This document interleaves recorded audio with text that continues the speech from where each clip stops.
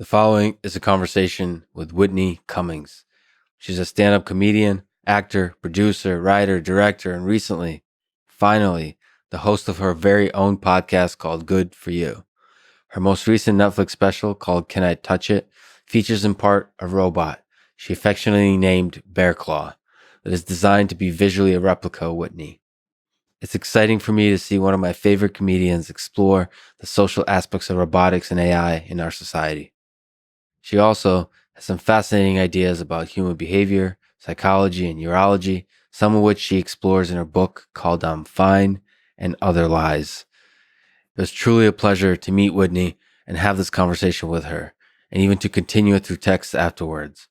Every once in a while, late at night, I'll be programming over a cup of coffee and we'll get a text from Whitney saying something hilarious, or weirder yet, sending a video of Brian Callen saying something hilarious. That's when I know the universe has a sense of humor, and it gifted me with one hell of an amazing journey. Then I put the phone down and go back to programming with a stupid, joyful smile on my face. If you enjoy this conversation, listen to Whitney's podcast, Good For You, and follow her on Twitter and Instagram. This is the Artificial Intelligence Podcast. If you enjoy it, subscribe on YouTube, give it 5 stars on Apple Podcasts, support on Patreon, or simply connect with me on Twitter at Lex Fridman, spelled Fridman. This show is presented by Cash App, the #1 finance app in the App Store. They regularly support Whitney's Good For You podcast as well. I personally use Cash App to send money to friends, but you can also use it to buy, sell, and deposit Bitcoin in just seconds. Cash App also has a new investing feature. You can buy fractions of a stock, say $1 worth, no matter what the stock price is. Brokerage services are provided by Cash App Investing, a subsidiary of Square, and member SIPC. I'm excited to be working with Cash App to support one of my favorite organizations called FIRST, best known for their FIRST robotics and Lego competitions. They educate and inspire hundreds of thousands of students in over 110 countries and have a perfect rating on Charity Navigator, which means the donated money is used to maximum effectiveness. When you get Cash App from the App Store or Google Play and use code LEXPODCAST, you'll get $10, and Cash App will also donate $10 to FIRST, which again is an organization that I've personally seen inspire girls and boys to dream of engineering a better world. This podcast is supported by ZipRecruiter. Hiring great people is hard, and to me is the most important element of a successful, mission-driven team. I've been fortunate to be a part of and to lead several great engineering teams. The hiring I've done in the past was mostly through tools that we built ourselves, but reinventing the wheel was painful. ZipRecruiter is a tool that's already available for you. It seeks to make hiring simple, fast, and smart. For example, Codable co-founder Gretchen Hebner used ZipRecruiter to find a new game artist to join her education tech company. By using ZipRecruiter's screening questions to filter candidates, Gretchen found it easier to focus on the best candidates and finally hiring the perfect person for the role in less than 2 weeks from start to finish. ZipRecruiter, the smartest way to hire. See why ZipRecruiter is effective for businesses of all sizes by signing up, as I did, for free at ZipRecruiter.com/LexPod. That's ZipRecruiter.com/LexPod. And now, here's my conversation with Whitney Cummings. I have trouble making eye contact, as you can tell. Me too. Do you know that I had to work on making eye contact because I used to look here? Do you see what I'm doing? That helps? Yeah. Do you want me to do that? Well, I'll do this way. I'll cheat the camera. But I used to do this, and finally people, like, I'd be on dates and guys would be like, are you looking at my hair? Like, it would make people really insecure because I didn't really get a lot of eye contact as a kid. It's 1 to 3 years. Did you not get a lot of eye contact as a kid? I don't know. I haven't done the soul searching. Right. So, but there's definitely some psychological issues. Makes you uncomfortable. Yeah. For some reason, when I connect eyes, I start to think, I assume that you're judging me. Oh, well, I am. That's why you assume that. Yeah. We all are. All right. This is perfect. The podcast would be me and you both staring at the table the whole time. Do you think robots of the future, ones with human level intelligence, will be female, male, genderless, or another gender we have not yet created as a society? You're the expert at this. Well, I'm going to ask you. You know the answer. I'm going to ask you questions that maybe nobody knows the answer to, or and then I just want you to hypothesize as a imaginative author, director, comedian, and Can just we just be very clear that you know a ton about this and I know nothing about this, but I have thought a lot about what I think robots can fix in our society. And I mean, I'm a comedian. It's my job to study human nature, to make jokes about human nature, and to sometimes play devil's advocate.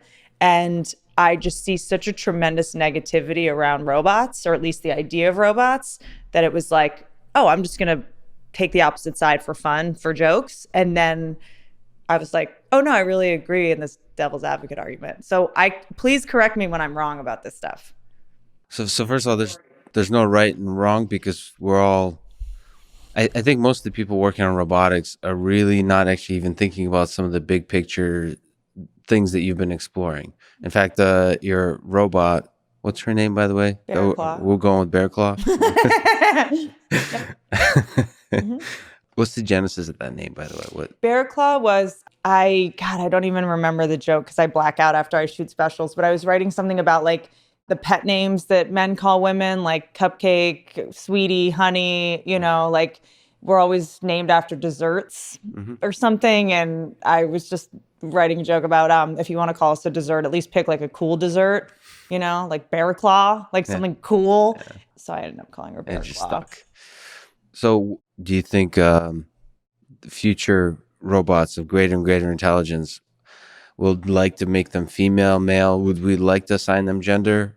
Or would we like to move away from gender and say something more ambiguous? I think it depends on their purpose. You know, I feel like if it's a sex robot, people prefer certain genders, you know? And I also, you know, when I went down and explored the robot factory, I was asking about the type of people that bought sex robots. And I was very surprised at the answer because, of course, the stereotype was it's going to be a bunch of perverts. It ended up being a lot of people that were handicapped, a lot of people with erectile dysfunction, and a lot of people that were exploring their sexuality.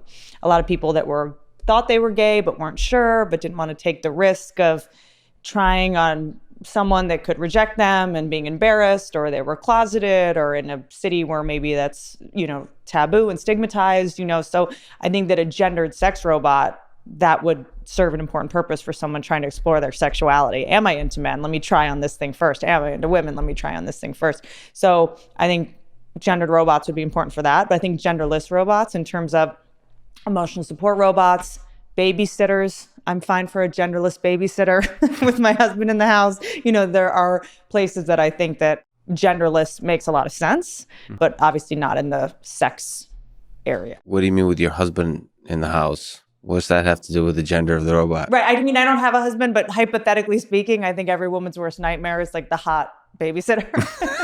You know what I mean?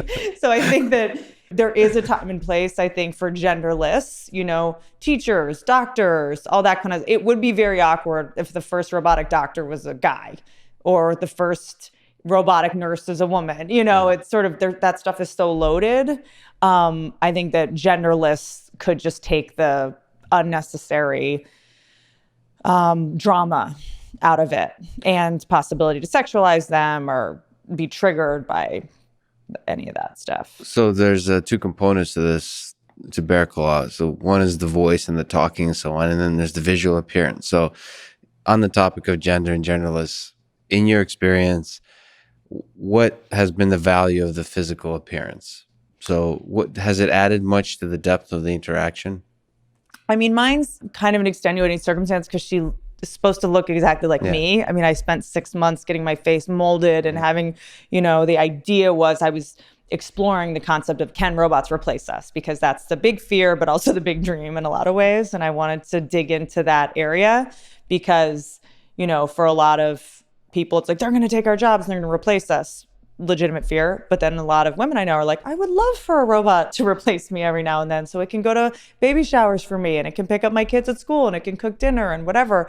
So I just think that was an interesting place to explore. So her looking like me was a big part of it. Now her looking like me just adds an unnecessary level of insecurity because I got her a year ago and she already looks younger than me. So that's a weird problem. Yeah. But I think that her looking human was the idea. And I think that where we are now, please correct me if I'm wrong, a human robot resembling an actual human, is going to feel more realistic than some generic face.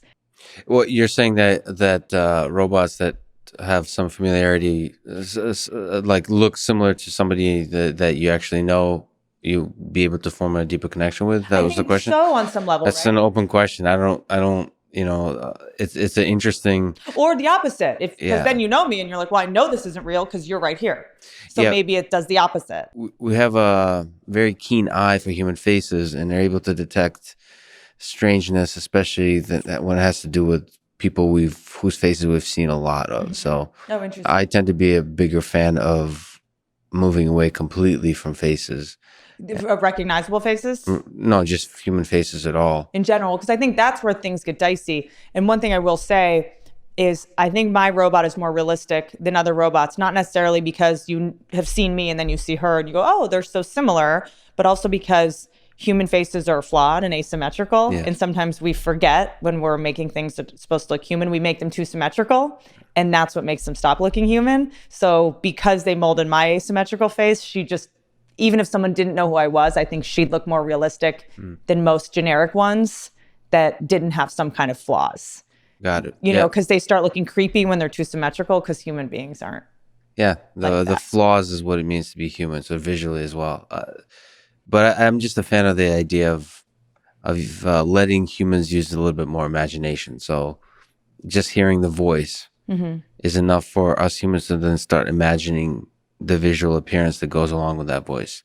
And you don't necessarily need to work too hard on creating the actual visual appearance. So there's some value to that.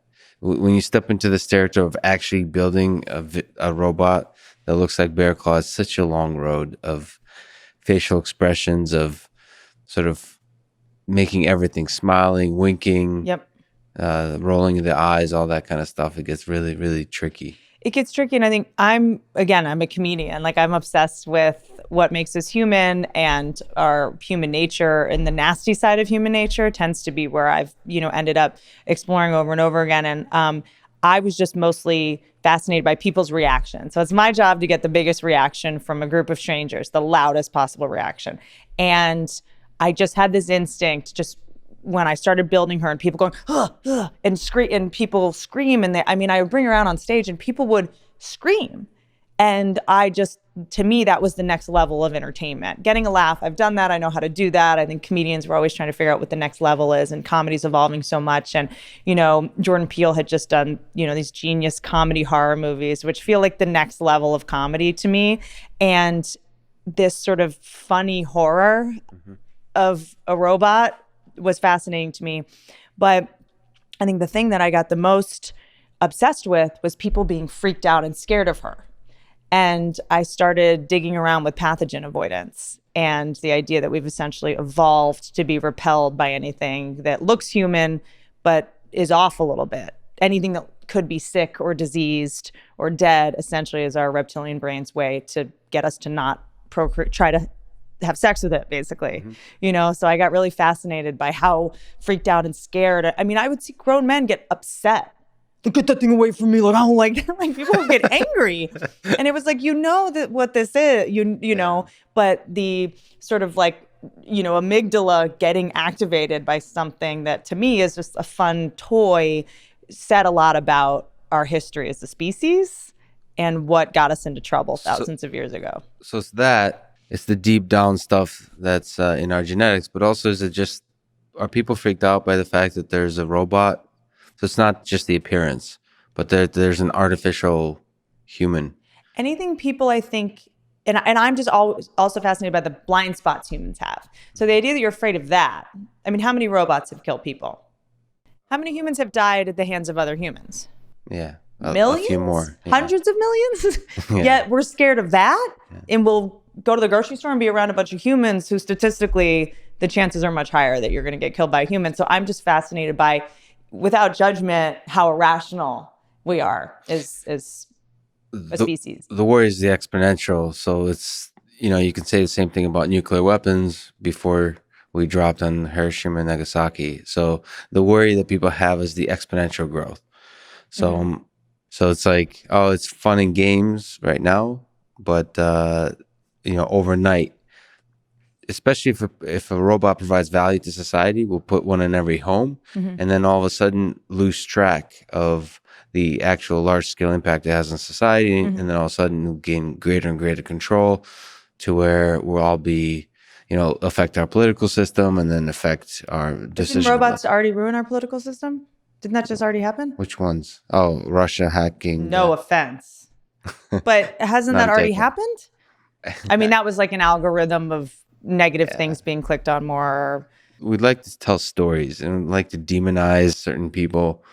I think nobody understands our current political system or discourse on Twitter, the Twitter mobs. Nobody has a sense, not Twitter, not Facebook, the people running it. Nobody understands the impact of these algorithms. They're trying their best. Yeah. Despite what people think, they're not like a bunch of lefties trying to make sure that Hillary Clinton gets elected.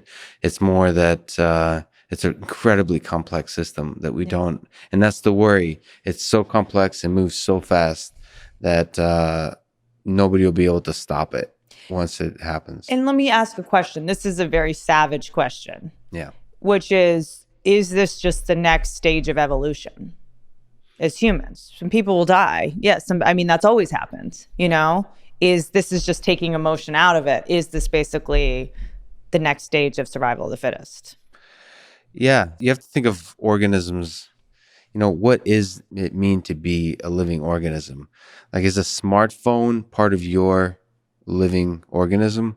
Or we're in relationships with our phones. Yeah. But we have sex through them, with them. What's the difference between with them and through them? But it also expands your cognitive abilities, expands your memory, knowledge, and so on. So you're a much smarter person because you have a smartphone in your hand. But as soon as it's out of my hand, we've got big problems because we become sort of so morphed with them. Well, there's a symbiotic relationship. And that's what so Elon Musk, the Neuralink, is working on, trying to increase the bandwidth of communication between computers and your brain. And so further and further expand our ability as human beings to sort of leverage machines. And maybe that's the future, the next evolutionary step. It could be also that, yes, we'll give birth, just like we give birth to human children right now, we'll give birth to AI and they'll replace us. I think it's a really interesting possibility. I'm going to play devil's advocate. I just think that the fear of robots is wildly classist because, Facebook, it's easy for us to say they're taking their data. Okay, a lot of people that get employment off of Facebook, they are able to get income off of Facebook. They don't care if you take their phone numbers and their emails and their data as long as it's free. They don't want to have to pay $5 a month for Facebook. Facebook is a wildly democratic thing. Forget about the election and all that kind of stuff. A lot of, technology making people's lives easier. I find that most elite people are more scared than lower income people. So, and women for the most part. So the idea of something that's stronger than us and that might eventually kill us, women are used to that. That's not, I see a lot of really rich men being like, the robots are going to kill us. We're like, what's another thing that's going to kill us? I tend to see oh, something can walk me to my car at night. Something can help me cook dinner, something, for people in underprivileged countries who can't afford eye surgery, can we send a robot to underprivileged, places to do surgery where they can't? I work with this organization called Operation Smile where they do cleft palate surgeries. And there's a lot of places that can't do a very simple surgery because they can't afford doctors and medical care and such. So I just see, and this can be completely naive and should be completely wrong, but I feel like a lot of people are going the robots are going to destroy us. Humans, we're destroying ourselves. We're self-destructing. Robots, to me, are the only hope to clean up all the messes that we've created. Even when we go try to clean up pollution in the ocean, we make it worse because of the oil that the tankers use. To me, robots are the only solution. Firefighters are heroes, but they're limited in how many times they can run into a fire. So there's just something interesting to me. I'm not hearing a lot of lower income, more vulnerable populations talking about robots. Maybe you can speak to it a little bit more. There's an idea, I think you've expressed it. I've heard actually a few female writers and roboticists I've talked to express this idea that exactly what you just said, which is it just seems that being afraid of existential threats of artificial intelligence is a male issue. Yeah. And I wonder what that is. If it because men haven't in certain positions, like you said, it's also a classist issue. They haven't been humbled by life, and so you always look for the biggest problems to take on around you. It's a champagne problem to be afraid of robots. Most people don't have health insurance. They're afraid they're not going to be able to feed their kids. They can't afford a tutor for their kids. I just think of, the way I grew up, and I had a mother who, worked 2 jobs, had kids. We couldn't afford an SAT tutor. The idea of a robot coming in, being able to tutor your kids, being able to provide childcare for your kids, being able to come in with cameras for eyes and make sure, surveillance. I'm very pro surveillance because, I've had security problems and I've been, we're generally in a little more danger than you guys are. So I think that robots are a little less scary to us because we can see them maybe as free assistance, help, and protection. And then there's sort of another element for me personally, which is maybe more of a female problem. I don't know. I'm just going to make a generalization. Happy to be wrong. But, the emotional sort of component of robots and what they can provide in terms of, I think there's a lot of people that don't have microphones that I just recently kind of stumbled upon in doing all my research on the sex robots for my stand-up special, which is there's a lot of very shy people that aren't good at dating. There's a lot of people who are scared of human beings, who, have personality disorders or grew up in alcoholic homes or struggle with addiction or whatever it is, where a robot can solve an emotional problem. And so we're largely having this conversation about rich guys that are emotionally healthy and how scared of robots they are. We're forgetting about a huge part of the population who maybe isn't as charming and effervescent and solvent as, people like you and Elon Musk, who these robots could solve very real problems in their life, emotional or financial. Well, that's in general, a really interesting idea that most people in the world don't have a voice. It's you've talked about it, sort of even the people on Twitter who are driving the conversation. You said comments. People who leave comments represent a very tiny percent of the population, and they're the ones we tend to think they speak for the population, but it's very possible on many topics they don't at all. And look, I'm sure there's got to be some kind of legal, sort of structure in place for when the robots happen. You know way more about this than I do, but for me to just go, the robots are bad, that's a wild generalization that I feel like is really inhumane in some way. Just after the research I've done, you're going to tell me that a man whose wife died suddenly and he feels guilty moving on with a human woman or can't get over the grief, he can't have a sex robot in his own house? Why not? Who cares? Why do you care? Well, there's an interesting aspect of human nature. So, we tend to, as a civilization, to create a group that's the other in all kinds of ways. Right. And so you work with animals too. You're especially sensitive to the suffering of animals. Let me kind of ask, do you think we'll abuse robots in the future? Do you think some of the darker aspects of human nature will come out? I think some people will, but if we design them properly, the people that do it, we can put it on a record and we can put them in jail. We can find sociopaths more easily, But why is that a sociopathic thing to harm a robot? I think, look, I don't know enough about the consciousness and stuff as you do. I guess it would have to be when they're conscious, but it is, the part of the brain that is, responsible for compassion, the frontal lobe or whatever. People that abuse animals also abuse humans and commit other kinds of crimes. It's all the same part of the brain. No one abuses animals and then is awesome to women and children and awesome to underprivileged, minorities. It's all, so, we've been working really hard to put a database together of all the people that have abused animals. So when they commit another crime, you go, okay, this is, it's all the same stuff. And I think people probably think I'm nuts for a lot of the animal work I do, but because when animal abuse is present, another crime is always present, but the animal abuse is the most socially acceptable. You can kick a dog and there's nothing people can do, but then what they're doing behind closed doors, you can't see. So there's always something else going on, which is why I never feel compunction about it. But I do think we'll start seeing the same thing with robots. The person that kicks I felt compassion when the kicking the dog robot really pissed me off.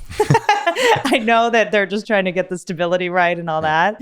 But I do think there will come a time where that will be a great way to be able to figure out if somebody has like, antisocial behaviors. You kind of mentioned surveillance. Mm-hmm.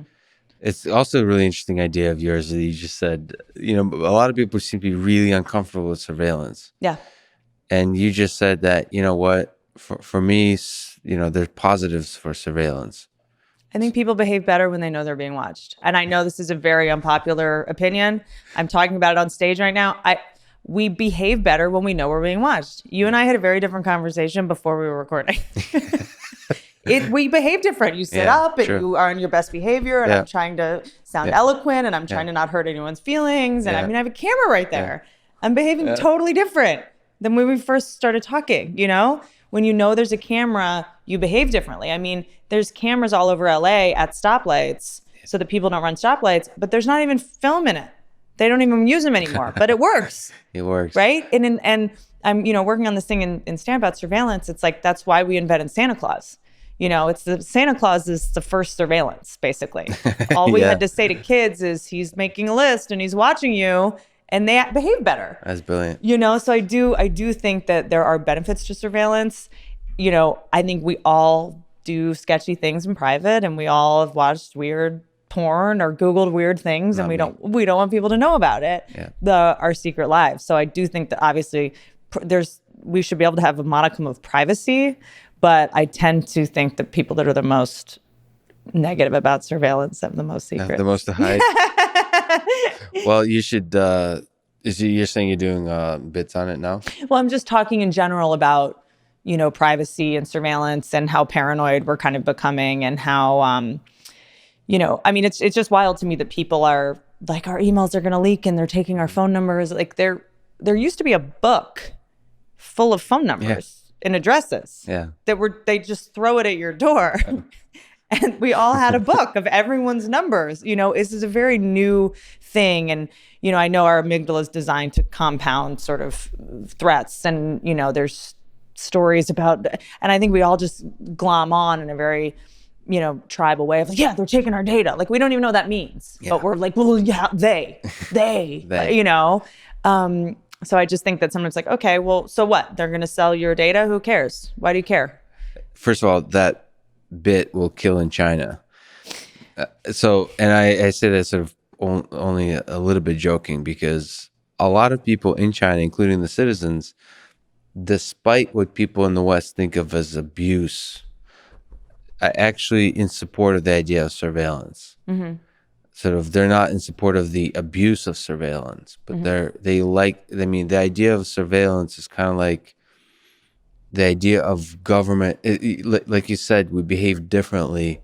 And in a way, it's almost like why we like sports. There's rules, and within the constraints of the rules, there is a more stable society. And they make good arguments about success, being able to build successful companies, being able to build successful social lives around a fabric that's more stable. When you have a surveillance, it keeps the criminals away, keeps abusive animals, whatever the values of the society. With surveillance, you can enforce those values better. And here's what I will say. There's a lot of unethical things happening with surveillance. I feel the need to really make that very clear. I mean, the fact that Google is like collecting if people's hands start moving on the mouse to find out if they're getting Parkinson's, and then their insurance goes up, like that is completely unethical and wrong. And I think stuff like that we have to really be careful around. So the idea of using our data to raise our insurance rates, or, I heard that they can sort of predict if you're going to have depression based on your selfies by detecting micro muscles in your face, all that kind of stuff. That is a nightmare, not okay. But I think, we have to delineate what's a real threat and what's getting spam in your email box. That's not what to spend your time and energy on. Focus on the fact that every time you buy cigarettes, your insurance is going up without you knowing about it. On the topic of animals too, can we just linger on it a little bit? Like, what do you think, what does it say about our society of the society-wide abuse of animals that we see in general, sort of factory farming, just in general, just the way we treat animals of different categories.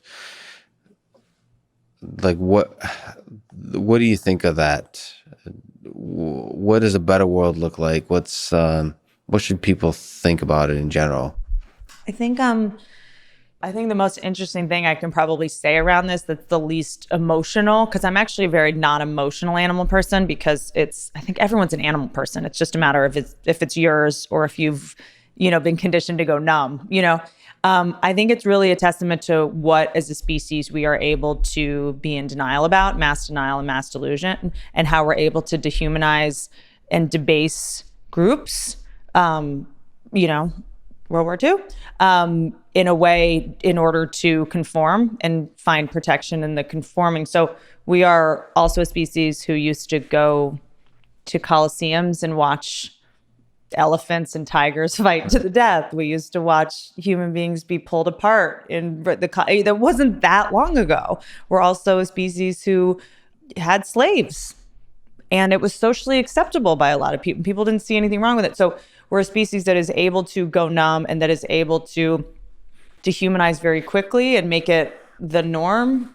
Child labor wasn't that long ago. Like the idea that now we look back and go, oh yeah, kids were losing fingers in factories making shoes. Like someone had to come in and make that, so I think it just says a lot about the fact that, we are animals and we are self-serving, and one of the most successful species, because we are able to debase and degrade and essentially exploit anything that benefits us. I think the pendulum's going to swing as being late stage. Like, I think we're Rome now, kind of. Like, I think we're on the verge of collapse because our dopamine receptors, like, I think we're all kind of addicts when it comes to this stuff. Like, we don't know when to stop. It's always the buffet. Like, the thing that used to keep us alive, which is killing animals and eating them. Now killing animals and eating them is what's killing us, in a way. So it's like, we don't know when to call it, and moderation is not really something that humans have evolved to have yet. So I think it's really just a flaw in our wiring. Do you think we'll look back at this time as at our society as being deeply unethical? Yeah. I think we'll be embarrassed. Which are the worst parts right now going on?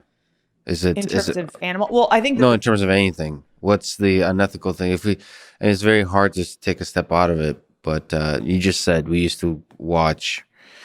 There's been a lot of cruelty throughout history. Mm-hmm. What's the cruelty going on now? I think it's going to be pigs. I think it's going to be, pigs are one of the most emotionally intelligent animals, and they have the intelligence of like a 3-year-old. And I think we'll look back and be really, they use tools. I think we have this narrative that they're pigs and they're disgusting and they're dirty and their bacon is so good. I think that we'll look back one day and be really embarrassed about that. Is this for just, what's it called? The factory farming? So basically mass. Because we don't see it. If you saw, we do have, this is probably an evolutionary advantage. We do have the ability to completely pretend something that is so horrific that it overwhelms us, and we're able to essentially deny that it's happening. I think if people were to see what goes on in factory farming, and also were really to take in how bad it is for us, we're hurting ourselves first and foremost with what we eat. But that's also a very elitist argument. It's a luxury to be able to complain about meat. It's a luxury to be able to not eat meat. There's very few people, because of, how the corporations have set up meat being cheap. It's $2 to buy a Big Mac. It's $10 to buy a healthy meal. I think a lot of people don't have the luxury to even think that way. But I do think that animals in captivity, I think we're going to look back and be pretty grossed out about. Mammals in captivity, whales, dolphins. That's already starting to dismantle. Circuses, we're going to be pretty embarrassed about. But I think it's really more a testament to, there's just such a ability to go like, that thing is different than me and we're better. It's the ego. It's just, we have the species with the biggest ego ultimately. Well, that's what I think. That's my hope for robots is you mentioned consciousness before. Nobody knows what consciousness is, but I'm hoping robots will help us empathize and understand that that there's other creatures out besides ourselves that can suffer, that can experience the world, and that we can torture by our actions. And robots can explicitly teach us that, I think, better than animals can. I have never seen such compassion from a lot of people in my life toward any human, animal, child, as I have a lot of people in the way they interact with the robot. Because I think there's something of I mean, I was on the robot owners chat boards for a good 8 months. And the main emotional benefit is she's never going to cheat on you. Oh, wow. She's never going to hurt you. She's never going to lie to you. She doesn't judge you. You know, I think that robots help people, and this is part of the work I do with animals, like I do equine therapy and train dogs and stuff, because there is this safe space to be authentic. You're with this being that doesn't care what you do for a living, doesn't care how much money you have, doesn't care who you're dating, doesn't care what you look like, doesn't care if you have cellulite, whatever. You feel safe to be able to truly, you know, be present without being defensive and worrying about eye contact and being triggered by, you know, needing to be perfect and fear of judgment and all that. And robots really can't judge you yet, but they can't judge you. And I think it really puts people at their at ease and at their most authentic. Do you think you can have a deep connection with a robot that's not judging, or do you think you can really have a relationship with a robot or a human being that's a safe space, or is it tension, mystery, danger necessary for a deep connection? I'm going to speak for myself and say that I grew up in an alcoholic home. I identify as a codependent. I've talked about this stuff before, but for me, it's very hard to be in a relationship with a human being without feeling like I need to perform in some way or deliver in some way. And I don't know if that's just the people I've been in a relationship with or me or my brokenness, but I do think this is going to sound really negative and pessimistic, but I do think a lot of our relationships are projection and a lot of our relationships are performance. And I don't think I really understood that until I worked with horses. And most communication with human is nonverbal, right? I can say like, I love you, but you don't think I love you, right? Whereas with animals, it's very direct. It's all physical. It's all energy. I feel like that with robots too. It feels very, how I say something doesn't matter. My inflection doesn't really matter. And you thinking that my tone is disrespectful, like you're not filtering it through all of the bad relationships you've been in. You're not filtering it through the way your mom talked to you. You're not getting triggered. You know, I find that for the most part, people don't always receive things the way that you intend them to or the way intended. And that makes relationships really murky. So the relationships with animals and relationship with the robots as they are now, you kind of implied that that's more healthy. Can you have a healthy relationship with other humans, or not healthy? I don't like that word, but shouldn't it be? You've talked about codependency. Maybe you can talk about what is codependency, but is the challenges of that, the complexity of that, necessary for passion, for love between humans? That's right. You love passion. That's a good thing. I thought this would be a safe space. I got trolled by Rogan for hours on this.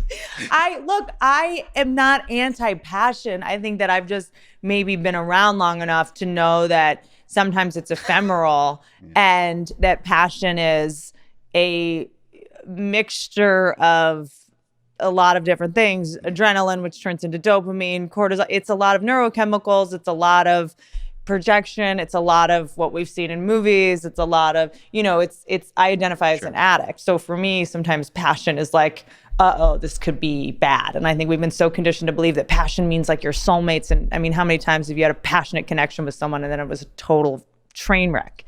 Passion. The train wreck is how many times exactly? Exactly. What's a train wreck? You just did a lot of math in your head in that little moment. Counting. I mean, what's a train wreck? Why is obsession? So you described this codependency and sort of the idea of attachment, over attachment, to people who don't deserve that kind of attachment as somehow a bad thing. I think our society says it's a bad thing. It probably is a bad thing, like a delicious burger is a bad thing. I don't know, but right. Oh, that's a good point. I think that you're pointing out something really fascinating, which is like passion. If you go into it knowing this is like pizza, where it's going to be delicious for 2 hours, and then I don't have to have it again for 3. If you can have a choice in the passion, I define passion as something that is relatively unmanageable and something you can't control or stop and start with your own volition. So maybe we're operating under different definitions. If passion is something that, like, ruins your marriages and screws up your professional life and becomes this thing that you're not in control of and becomes addictive, I think that's the difference. Is it a choice or is it not a choice? And if it is a choice, then passion's great. But if it's something that like consumes you and makes you start making bad decisions and clouds your frontal lobe and is just all about dopamine and not really about the person and more about the neurochemical, we call it sort of the internal drug cabinet. If it's all just you're on drugs, that's different, because sometimes you're just on drugs. Okay, so there's a philosophical question here. So would you rather, and it's interesting for a comedian, a brilliant comedian to speak so eloquently about a balanced life.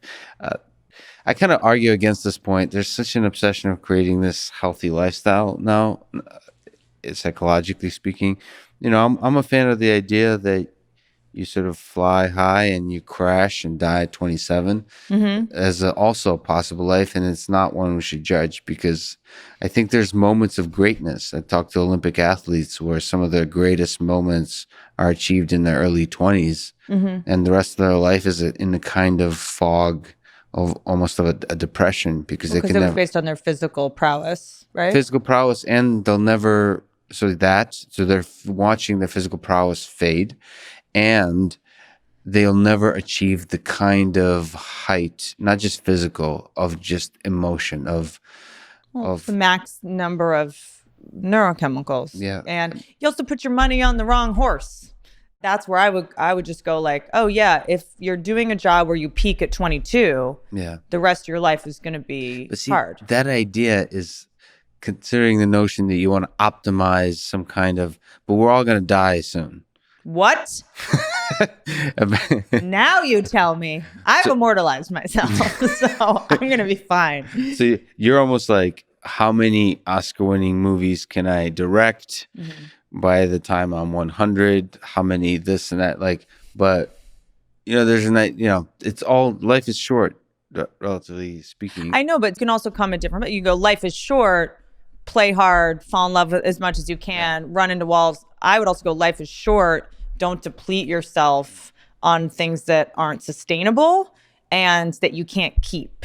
Yeah. So I think everyone gets dopamine from different places. Everyone has meaning from different places. I look at the fleeting, passionate relationships I've had in the past, and I don't have pride in them. I think that you have to decide what helps you sleep at night. For me, it's pride and feeling like I behave with grace and integrity. That's just me personally. Everyone can go like, yeah, I slept with all the hot chicks in Italy I could, and I, did all the whatever you value. We're allowed to value different things. We're talking about Brian Callen. Brian Callen has lived his life to the fullest, to say the least. But I think that it's just, for me personally, and this could be like my workaholism or my achievementism, if I don't have something to show for something, I feel like it's a waste of time or some kind of loss. I'm in a 12-step program, and the third step would say there's no such thing as wasted time, and everything happens exactly as it should, and whatever. That's a way to just sort of keep us sane so we don't grieve too much and beat ourselves up over past mistakes. There's no such thing as mistakes, da-da-da. But I think passion I think it's so life-affirming, and one of the few things that maybe people like us makes us feel awake and seen, and we just have such a high threshold for adrenaline. You are a fighter, right? Yeah. Okay. So you have a very high tolerance for adrenaline. And I think that Olympic athletes, the amount of adrenaline they get from performing, it's very hard to follow that. It's like when guys come back from the military and they have depression. It's like, do you miss bullets flying at you? Yeah, kind of, because of that adrenaline, which turned into dopamine and the camaraderie. I mean, there's people that speak much better about this than I do. But I'm obsessed with neurology, and I'm just obsessed with sort of the lies we tell ourselves in order to justify getting neurochemicals.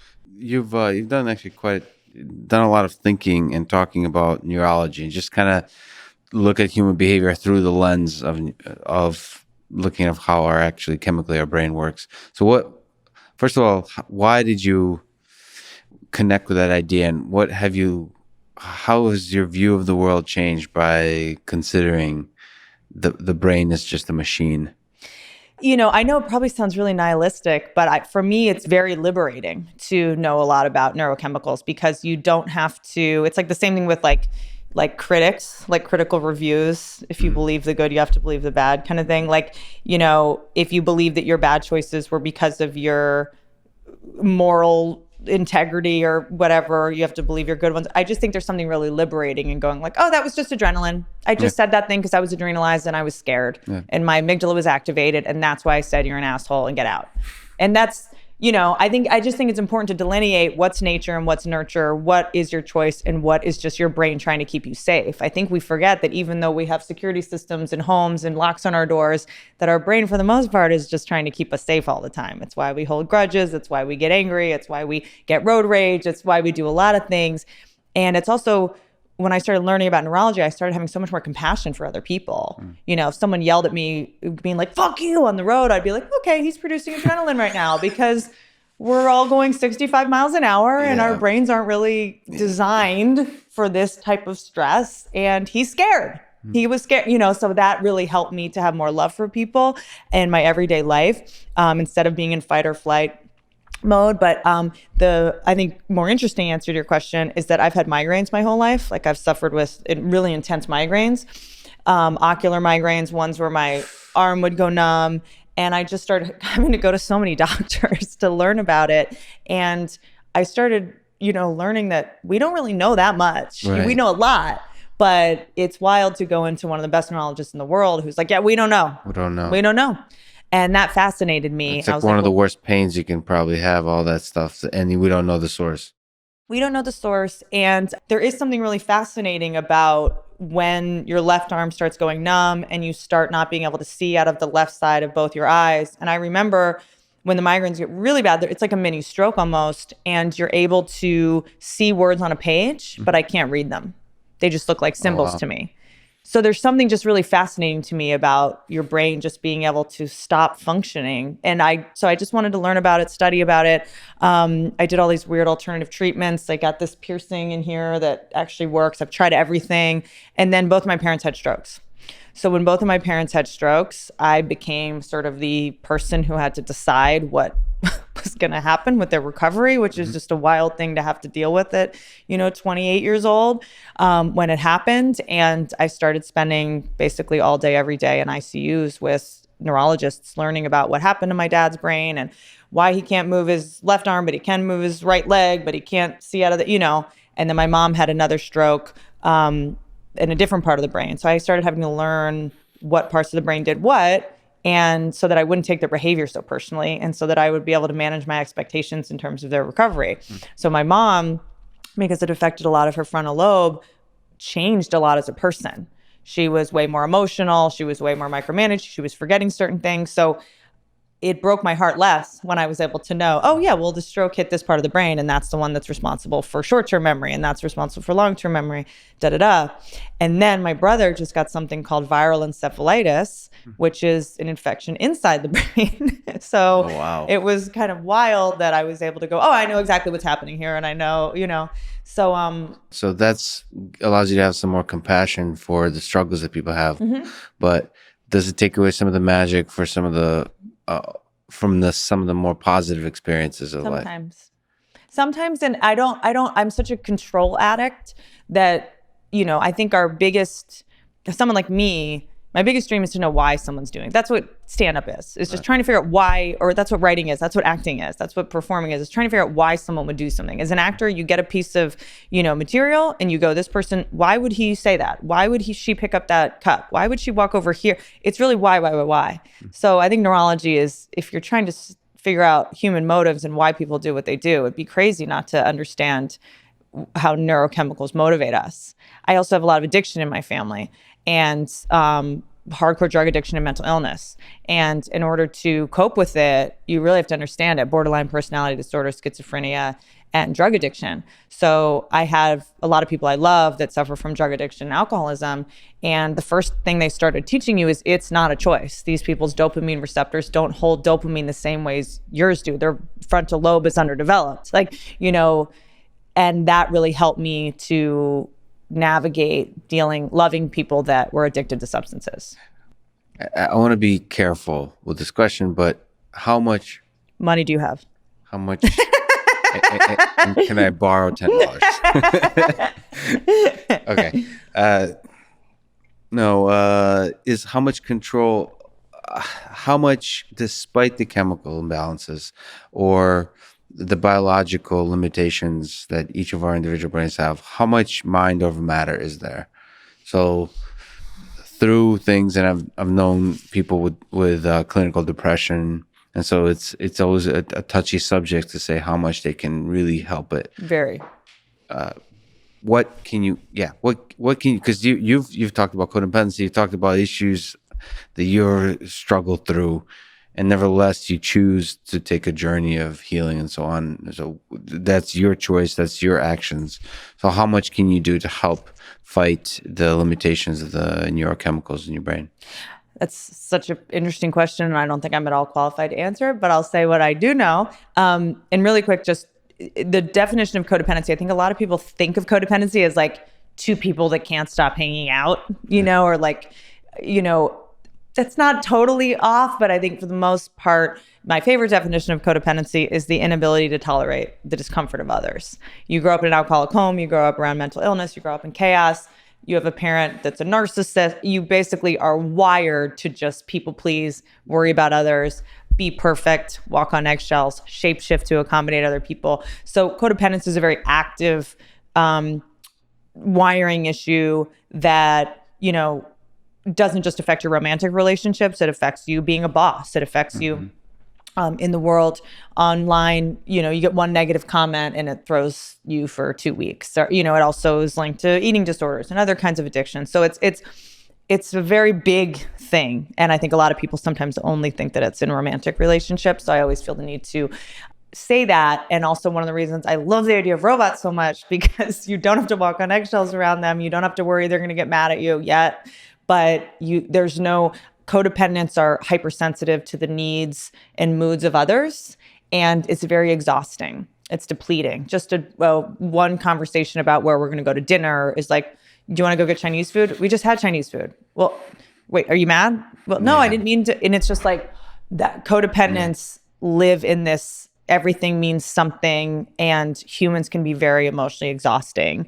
Why did you look at me that way? What are you thinking about? What was that? Why did you check your phone? It's just this, it's a hypersensitivity that can be incredibly time consuming, which is why I love the idea of robots just subbing in. Even I've had a hard time running TV shows and stuff, because even asking someone to do something, I don't want to come off like a bitch. I'm very concerned about what other people think of me, how I'm perceived, which is why I think robots will be very beneficial for codependence. By the way, just a real quick tangent, that skill or flaw, whatever you want to call it, is actually really useful for if you ever do start your own podcast for interviewing, because you're now kind of obsessed about the mindset of others, and it makes you a good sort of listener and talker with. So I think, what's her name from NPR?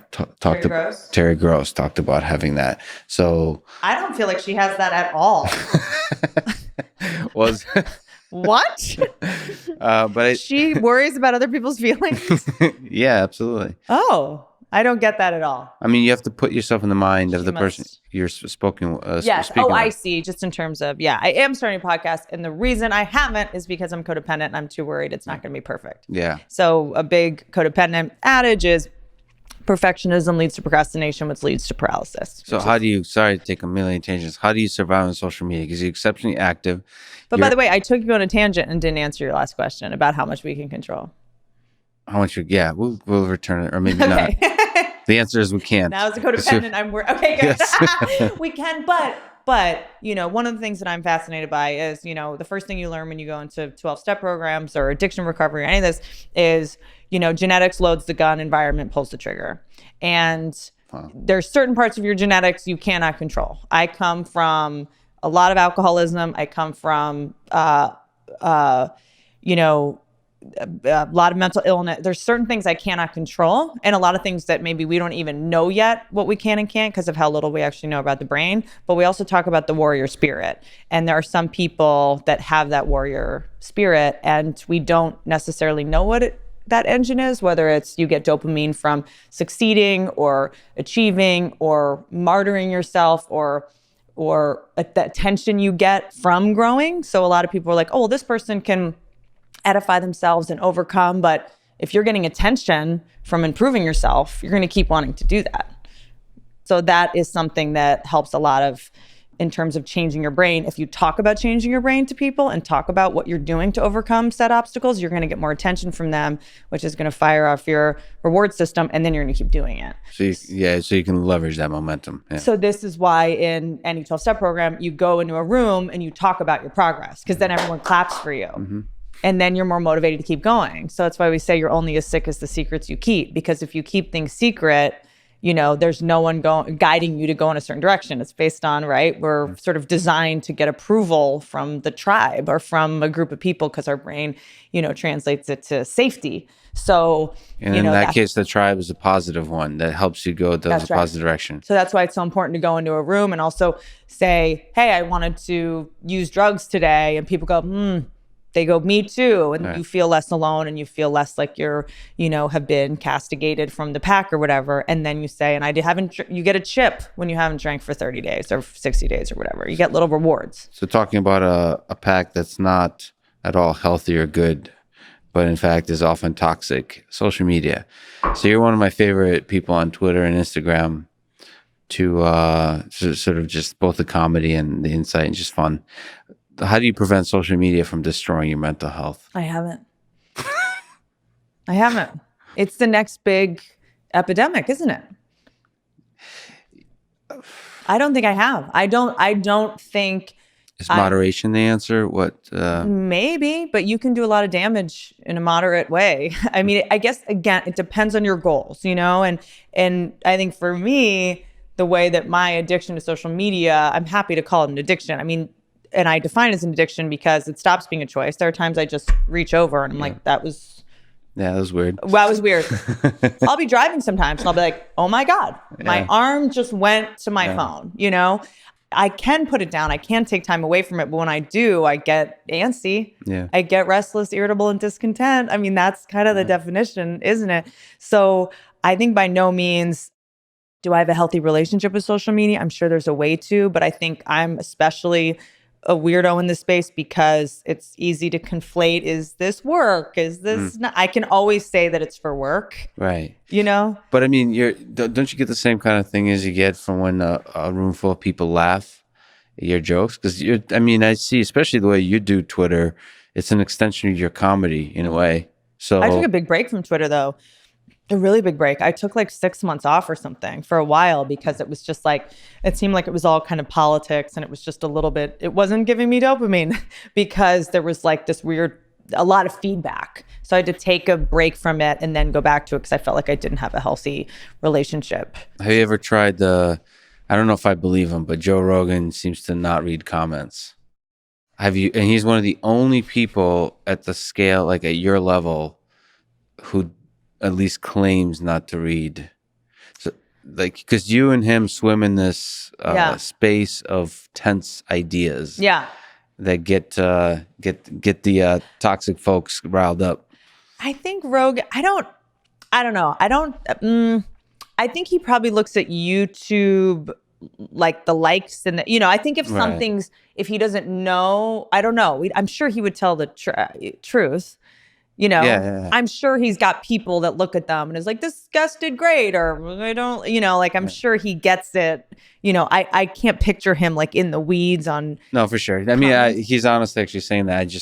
It's feedback. We're addicted to feedback. Yeah, we're addicted to feedback. I mean, look, like I think that our brain is designed to get intel on how we're perceived, so that we know where we stand, right? That's our whole deal, right? As humans, we want to know where we stand. We walk into a room and we go, who's the most powerful person in here? I got to talk to him and get in their good graces. It's just, we're designed to rank ourselves, right? And constantly know our rank.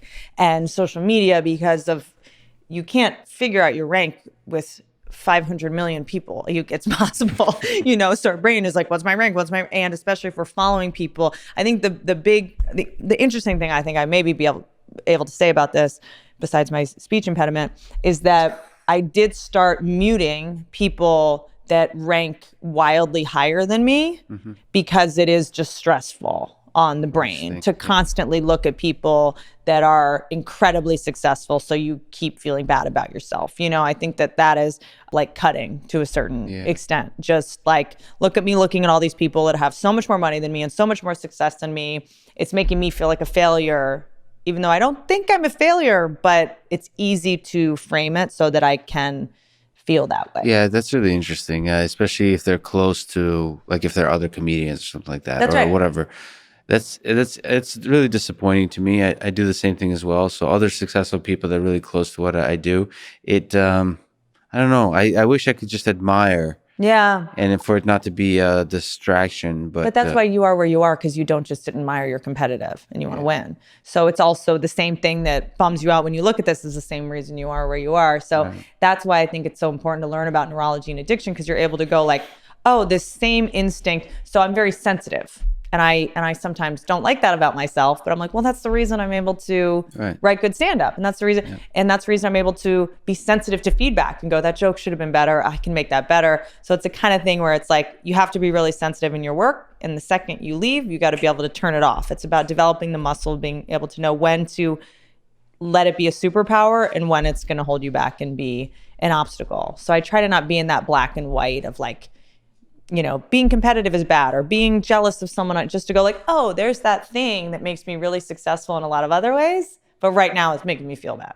Well, I'm kind of looking to you because you're basically a celebrity, a famous sort of world-class comedian, and so I feel like you're the right person to be one of the key people to define what's the healthy path forward with social media.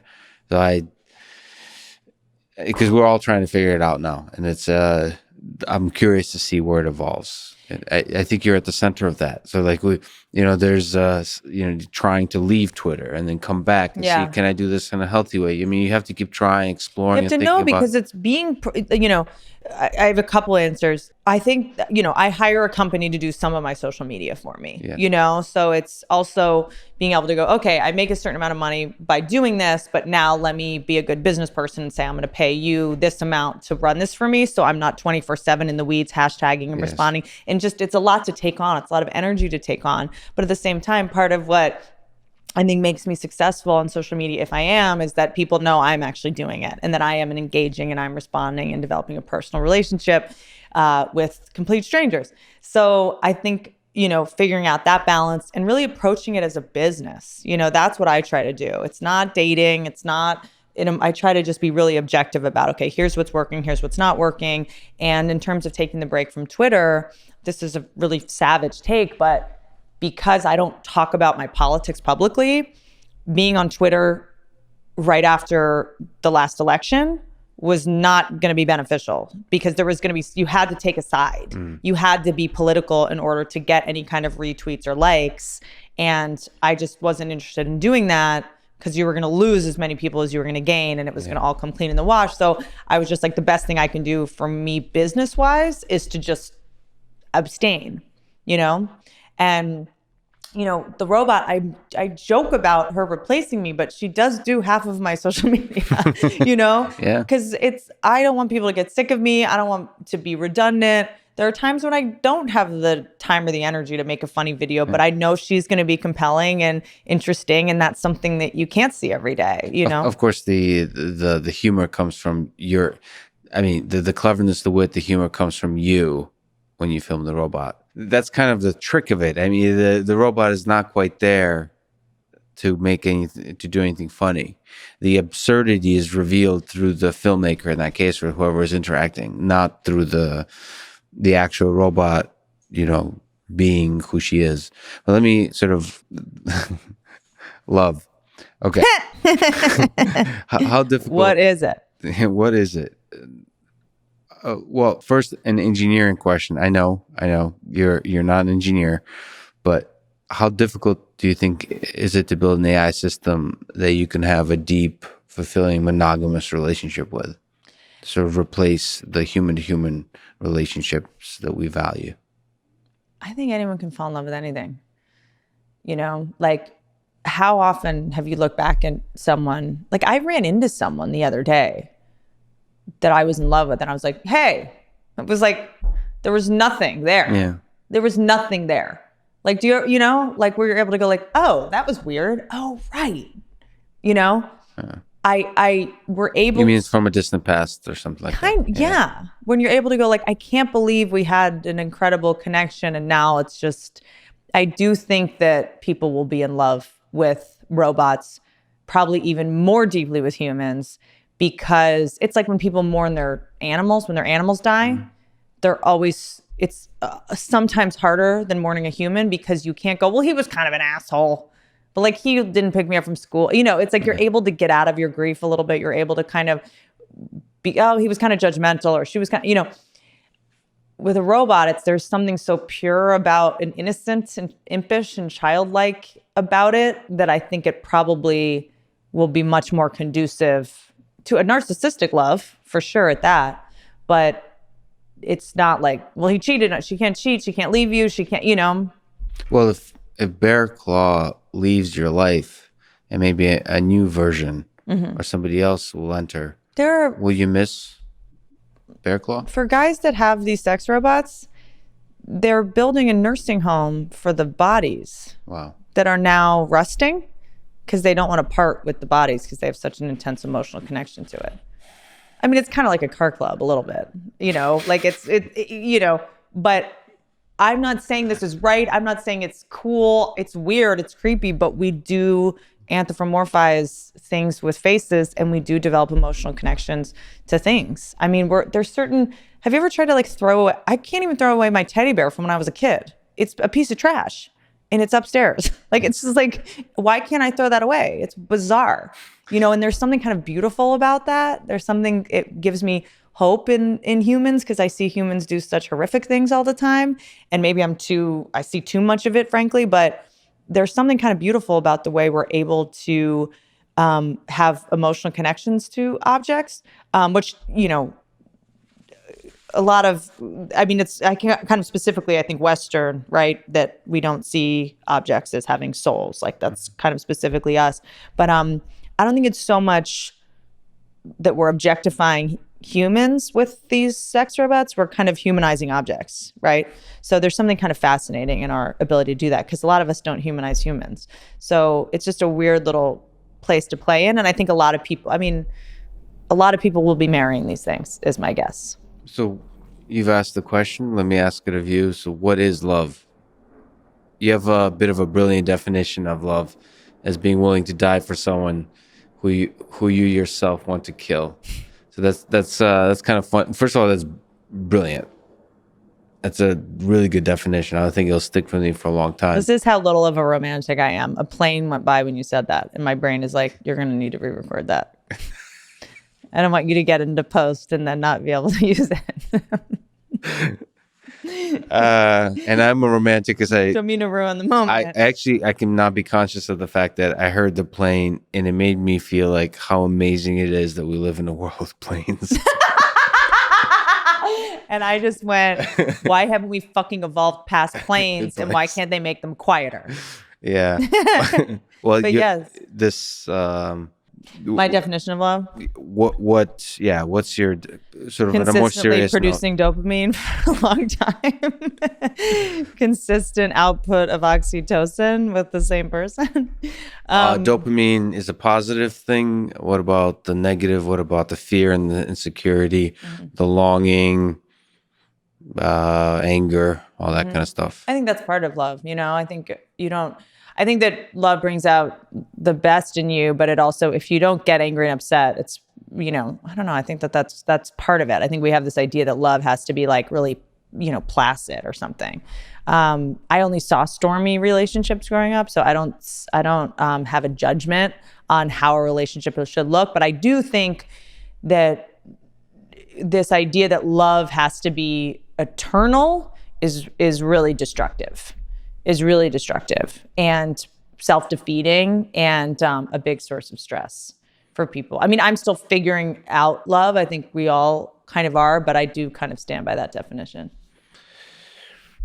And I think that, for me, love is like just being able to be authentic with somebody. It's very simple, I know, but I think for me, it's about not feeling pressure to have to perform or impress somebody, just feeling truly like accepted unconditionally by someone. Although I do believe love should be conditional. That might be a hot take. I think everything should be conditional. I think if someone's behavior, I don't think love should just be like, I'm in love with you, now behave however you want forever. This is unconditional. I think love is a daily action. It's not something you just like get tenure on and then get to behave however you want because we said I love you 10 years ago.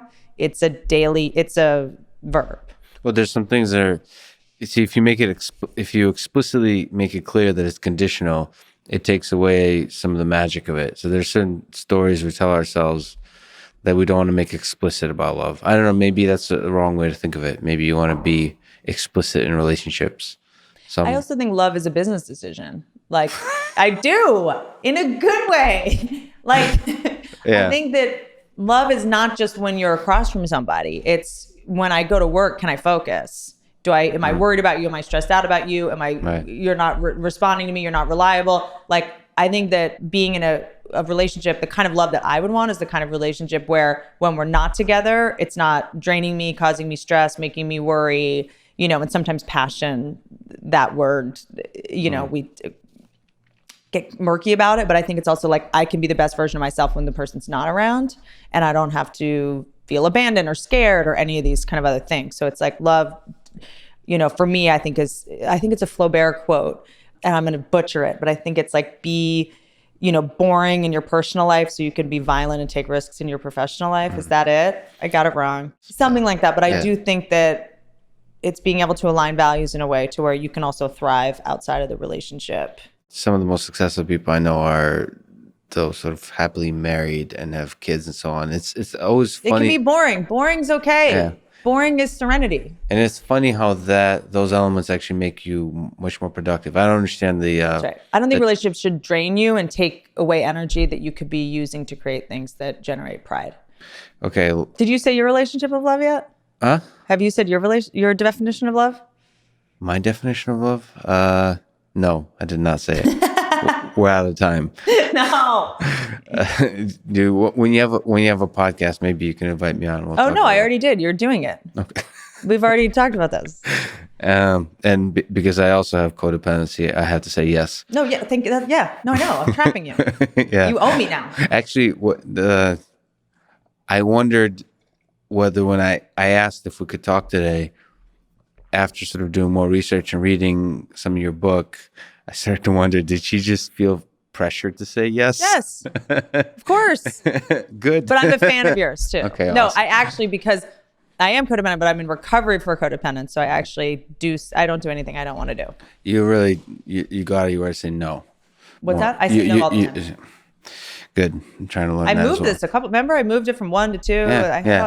Just to let you know how recovered I am. I'm not codependent, but I don't do anything I don't want to do. Yeah, you're ahead of me on that. Okay, so I don't even want to be here.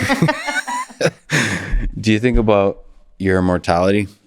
Yes, it is a big part of how I was able to sort of like kickstart my codependence recovery. My dad passed a couple years ago, and when you have someone close to you in your life die, everything gets real clear in terms of how we're a speck of dust who's only here for a certain amount of time. What do you think is the meaning of it all? Like, what the speck of dust? What's maybe in your own life? What's the goal, the purpose of your existence? Is there one? Well, you're exceptionally ambitious. You've created some incredible things in different disciplines. Yeah, we're all just managing our terror because we know we're going to die. So we create and build all these things and rituals and religions and, robots and whatever we need to do to just distract ourselves from imminent rotting. We're rotting. Yeah, we're all dying. And I got very into terror management theory when my dad died, and it resonated. It helped me. And everyone's got their own religion or sense of purpose or thing that distracts them from the horrors of being human.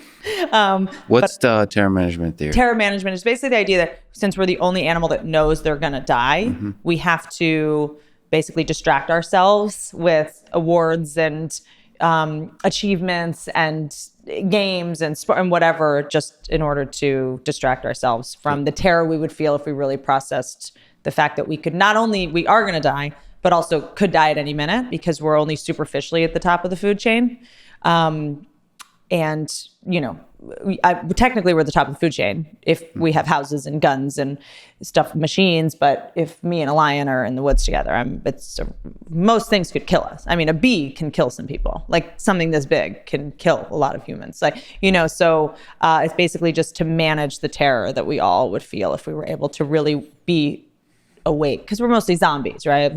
Job, school, religion, go to sleep, drink, football, relationship, dopamine, we're kind of just like trudging along like zombies for the most part. And then I think that fear of death adds some motivation. Yes. Well, I think I speak for a lot of people in saying that I can't wait to see what your terror creates in the next few years. I'm a huge fan. Whitney, thank you so much for talking today. Thanks. Thanks for listening to this conversation with Whitney Cummings. And thank you to our presenting sponsor, Cash App. Download it and use code LEXPODCAST.